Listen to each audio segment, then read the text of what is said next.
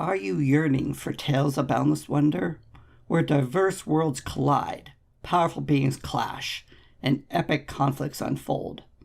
Then join me on an odyssey through the mesmerizing realms of Magic the Gathering. Together, we'll delve into captivating narratives, uncover the mysteries, and lose ourselves in the intricate tapestry of Magic's universe. So gather round the hearth, dear listeners, as we ignite the flames of imagination and set forth on an unforgettable adventure. Welcome, travelers, to the Planeswalker's Tome, your portal to the realms of Magic the Gathering.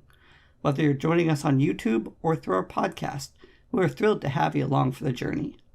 Before we delve into today's chapter, a quick legal note. While we're diving into the rich world created by Wizards of the Coast, it's important to remember that this is an unofficial audiobook produced with love and respect for original content. Rest assured, our endeavor is fully compliant with the 2017 Wizards of the Coast fan content policy. Now, let us dive into the novel The Eternal Ice by Jeff Grubb. A legal note. This is an unofficial audiobook with original content belonging to Wizards of the Coast. This content is covered under the 2017 Wizards of the Coast fan content policy. Listener discretion is advised. Chapter 1.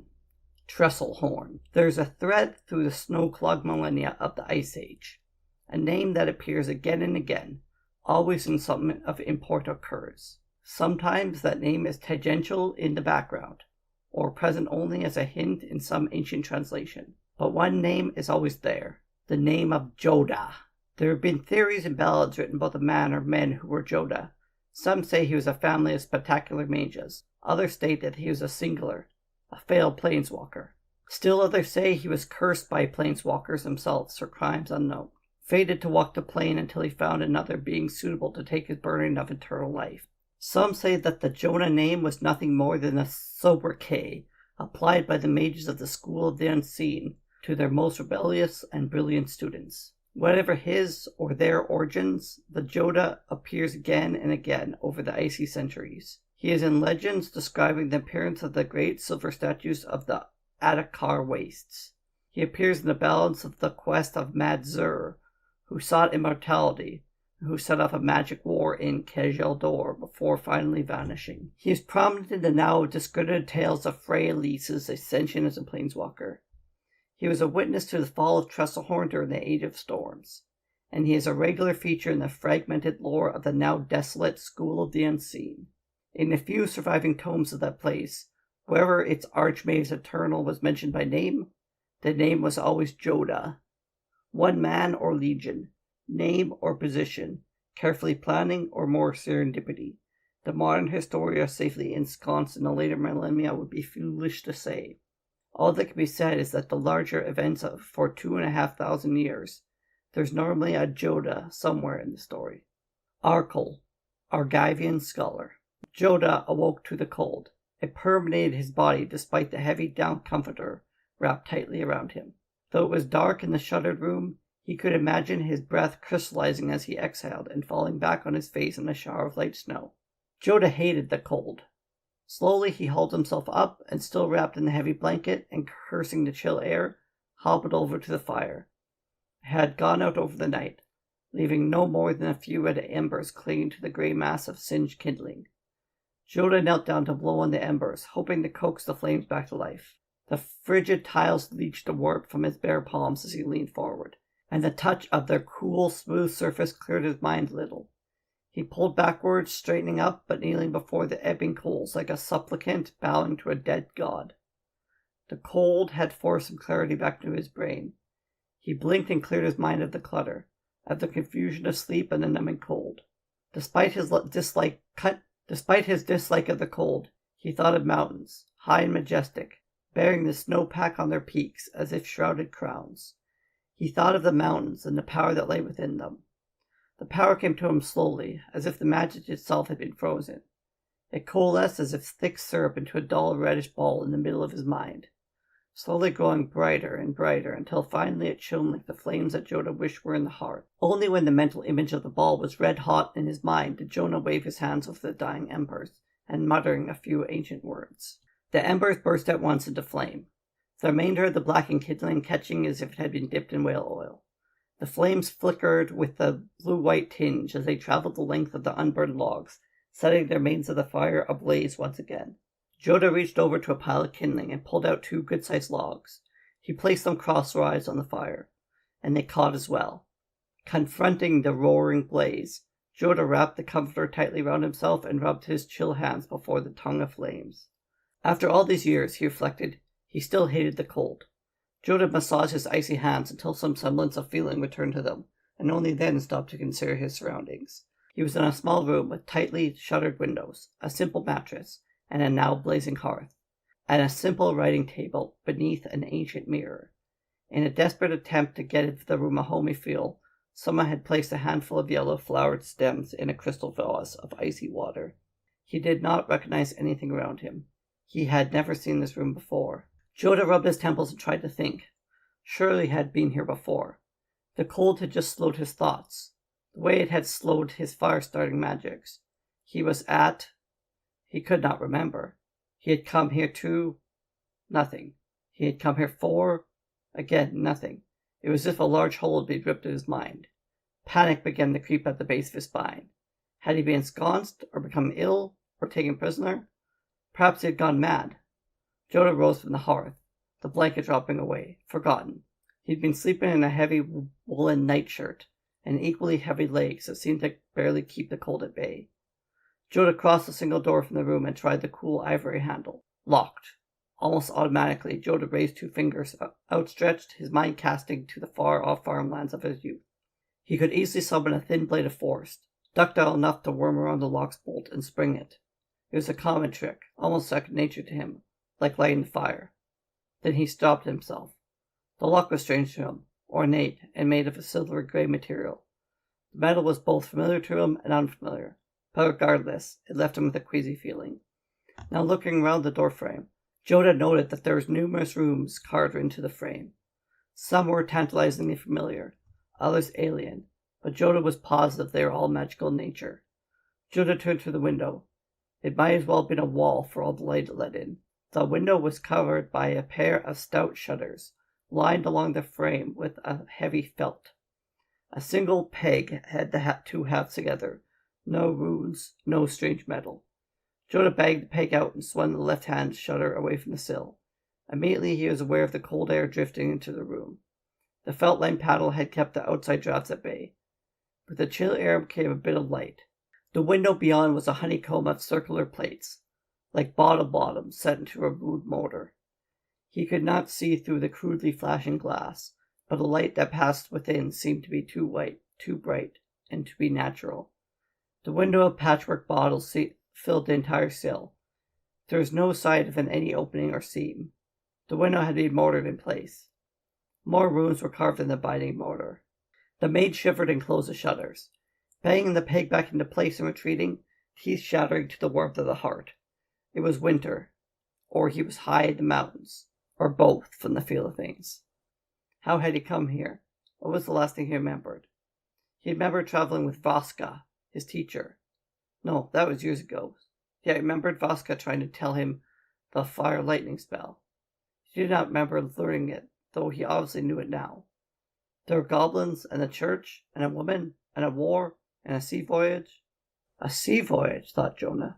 Yes, and a shipwreck, and then some other things. A lot of other things. But now his memory began to fail like footprints being washed away by waves of rising tide. A man dressed in rags. A man dressed in finery. A third man in a cage. No, the third man was on fire. And a woman again, dark hair and impatient. And Jodah shook his head. There was something that happened, but it was lost to him. He knew things. There was a library. For a moment he thought of plants, though he couldn't remember why. The memory seemed to heave and buck, trying to throw off his conscious mind. His recollections refused to be collected despite his best efforts. He knew his name. He knew he could work spells, but he didn't remember where he'd learned those spells, and he remembered teaching others those spells for a long, long time. The blazing hearth had now chased off most of the chill. Jodah crossed the room again, making for the table. It was a simple writing desk with a sloped top, suitable for long nights spent inscribing correspondence and notes. There's an empty book holder to one side. Jodah looked at it and wondered if it should be a book there. Nothing touched the back of his mind as familiar. He searched the desk drawer, but found no immediate clue there either. No bundle of letters or cachet of papers to explain his present state. The parchment laid in the drawer was unremarkable, the quills newly sharpened but unused, the ink itself still solid in 3 blocks, a small cup as yet unstained with their drippings. Jodah frowned and looked up, catching the full reflection of his face in the mirror. He almost recoiled with surprise when he saw, in the flaking cracked glass. He was old, not decrepitly old, or venerably old, but old nonetheless. He remembered being a young man, leopard thin and wiry. Now his frame had the heft of maturity, not fat, at least not yet, but well muscled and thick. His hair was longer than he remembered it, and his face was clean-shaven. He remembered being proud of a ratty thin mustache and a beard that made him look like he had been gargled with ink. But his eyes were the oldest of all. They did not fit his face. They were ancient eyes, venerable eyes, eyes that had seen too much for one lifetime. Jodah touched the fingers of his left hand to his face, and the thing with the ancient eyes duplicated the gesture in the glass. "When?" said Jodah, his voice suddenly dry and raspy. He coughed and started again. "When did I get so old?" As if in response, the locked door clicked and shuddered, and Jodah immediately turned towards it. The ivory handle, solid as a bar of iron a few minutes before, turned and the door swung open. Despite himself, Jodah raised the hand and thin wisps of flame danced off his fingertips. The figure who emerged almost filled the doorway. He was tall, broad-shouldered, and dressed in robes that opened in the front to reveal a white tunic bound with ebony bands. The figure wore a great axe at his belt, but did not have the weapon drawn. He had removed his helmet, a thick metal cap topped with short horns. His face was a massive collection of muscles, with only the barest hint of features. "Good. You're awake," said the huge figure, his voice rolling like thunder across the valley. "Get dressed. Clothes are under the bed. I will wait." The massive figure closed the door again, but there's no click of the lock. The ivory handle, solid as a bar of iron a few minutes before, turned and the door swung open. Despite himself, Jodah raised a hand, and thin wisps of flame danced over his fingertips. The figure who emerged almost filled the doorway. He was tall and broad-shouldered, and dressed in robes that opened in the front to reveal a white tunic bound with ebony bands. The figure wore a great axe at his belt, but did not have the weapon drawn. He had removed his helmet, a thick metal cap topped with small horns. His face was a massive collection of muscles with only the barest hint of features. "Good. You are awake," said the huge figure, his voice rolling like thunder across the valley floor. "Get dressed. Clothes are under the bed. I will wait." The massive figure closed the door again, but there was no click of the lock. Jodah stood there, his fingertips flickering with magical fire for a long moment. Then he waved his hands, shaking the fire out, and began searching for clothing. A set had been placed beneath the mattress, thick woolen pants of a night-born blue, and sky-wool blue overshirt. Jodah struggled on a violet-shaded jacket. It all seemed familiar, but the clothes were new and unlaundered, and they fit him exactly. He found fresh woolen socks in the cache of clothes as well as heavy boots beneath the bed, knee waders with tops that folded down at the calves. They were heavier than the boots he normally wore. He thought, then tried to remember what type of boots he normally wore. Those memories fled before him as well. Jodah finished struggling into his clothes. He considered taking a golden flower from the vase as a boutonniere, but decided the yellow clashed with the blues and violets. He took a deep breath and reached for the door handle. The ivory handle turned easily, the well-oiled mechanism of the lock drawing the bolt back almost silently. The door swung inward. Beyond the door, the huge figure waited. His captor's size made Jodah think of the huge mountain ogres and mutated goblins, but as soon as he thought of it, he wondered if he'd ever seen either. Again, the memories remained dormant, walled off from him, leaving only daunting ghosts behind. "You will accompany me," said the tall figure, and he started down the hall. Jodah paused for a moment. The figure turned after a few paces. "There's a problem?" said the figure. "Do I know you?" said Jodah, wondering if he sounded as foolish as he thought he did. "No," said the figure, and he turned away, paused, and then turned back. "This is the keep of Tresserhorn. I am Chaska, the keeper of the citadel. You would call me a castellan, the citadel's governor in our master's name. Do you remember who you are?" I do, said Jodah, wondering if the keeper was testing or just curious. I am Jodah, of Giva province. Then follow me, Jodah, of Giva province, said Cheska, the keeper, and he turned and strode down the hall. Jodah had to hasten to keep pace with the tall figure. He glanced right and left as they passed along the long hallways. Thick tapestries hung on the walls, but they were threadbare and rotten in places, and in a few spots scorched by great heat. The walls were uniformly a grim dark grey, and a few torches cast a wan light among them. Despite himself, Jodah halted at one tapestry. It was more ornate than the others, and showed a pair of wizards in a duel. Behind each were great clockwork monstrosities that overshadowed the combatants. The wizards had been painted onto the tapestries, and were now no more than weathered patches in humanoid form. The clockworks had been sewn into the wall hanging with golden thread, and they still shone after the passage of years. The keeper turned around, noticing that Jodah had fallen behind. Urza and Mishra, in their last battle before the dark lords they worshipped, turned on them, and dragged them down into Phyrexia, where it is said they scream for mercy at the heart of its flaming citadel to this day. Jodah shook his head. Another memory surfaced, then evaporated. The keeper was wrong. Jodah knew the tale of Urza and Mishra, and it said nothing about the Phyrexians coming to claim them. Or was that just a faulty memory? One more ghost of what was hoped as opposed as what truly was. There was activity up ahead, a low murmuring of human voices. Jodah relaxed despite himself, more comfortable that there was others within this high-vaulted mausoleum beside himself and the massive keeper. The passage opened to reveal a familiar sight, a vast scriptorium 2 stories high. The walls on both levels were lined with deep shelves, piled high with books, scrolls, tomes, rubbings on onion paper, and loose pages of foolscap. The upper reaches of the shelves were only reachable by ladders, set into runners along each wall.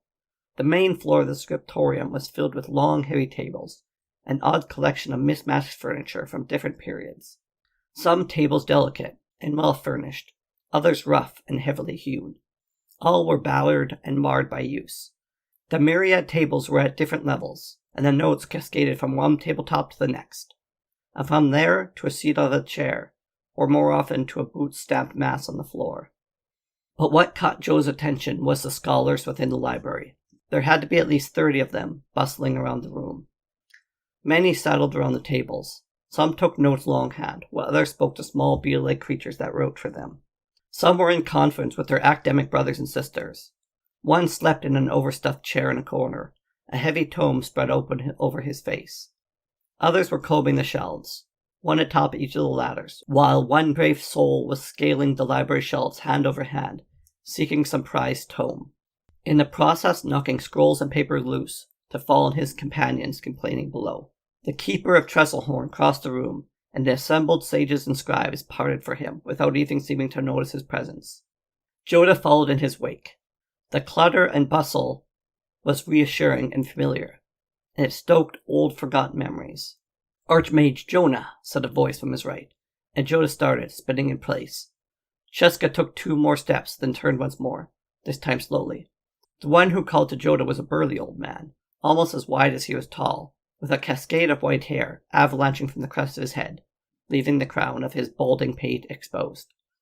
Still his eyes were bright, and he was smiling, and he grasped Jodah firmly by the shoulders. "It is you," said the older man, squeezing the air out of Jodah entirely.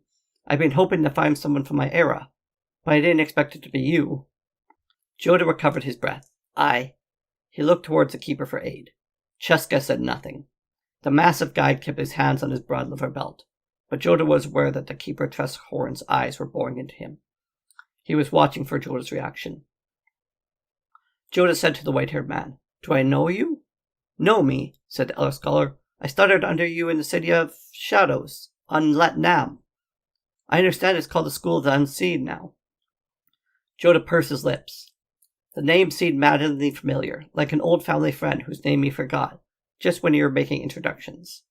Jodah shook his head. "I don't." "What is your name?" he asked suddenly. The snowball of the man paused for a moment. Brought up short, he blinked, confused.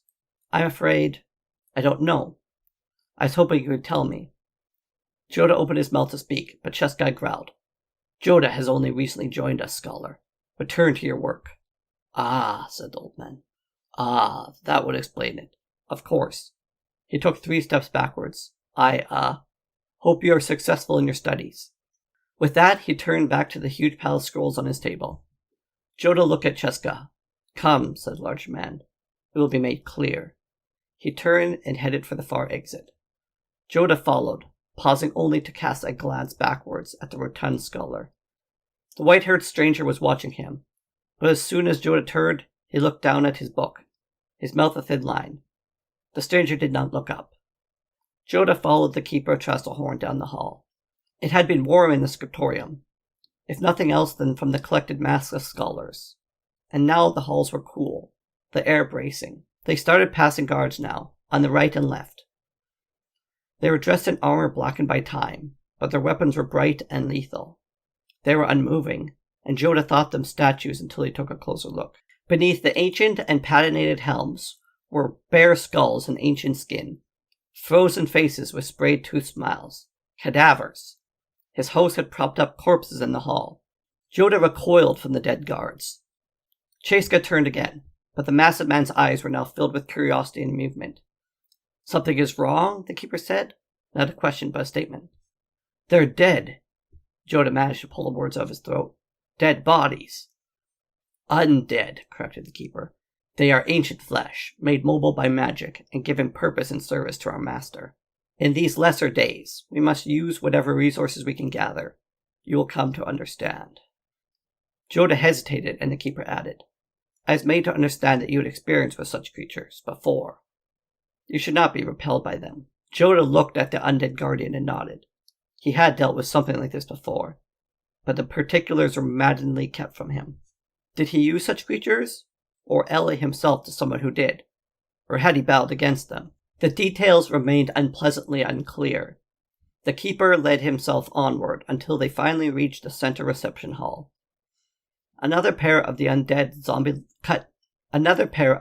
zombie-like figures with masks that looked like human flesh bracketed the door. At a wave of the keeper's hand, these guardians pulled the great door open. The keeper motioned for Jodah to step forward, and Jodah entered the room. The room was bright and airy, and surprisingly warm. The tapestries on the wall were better woven and better kept than those elsewhere in the keep. One wall of the room was dominated by great hinged panels of stained glass that cast pale images across the floor. At the far end, unattended by any servant living or unliving, sat a man on a low dais, seated on a throne that seemed to be made of bones of an ancient sea creature. As Jodah and Cheska entered, the figure on the dais rose and descended the steps towards him. Jodah shook his head. His memories told him that barons, lords, and other officials who kept keeps liked to have people approach them, and were usually surrounded by courtiers. This man, this supposed master of the keep of Tresserhorn, was slender and muscular, almost to the point of being wiry. His face had a fox-like narrowness, and as Jodah approached, he noticed with a start that the man had a moody unevenness of a man who had been exposed for a long time to the elements. Cheska's master was dressed in dark robes, in the manner of a mage, and he bundled his dark reddish cape around his right hand as he walked. The lord's hair was a common sort of brown, and he had a thick beard as well. The manner, even the walk, of this lord reminded Jodah more of a city guard than the master of a keep. Jodah remained in place until the man was almost on top of him. Then the man did something even Jodah had not anticipated. He bowed deeply, spreading his arms as he did so, palms outward.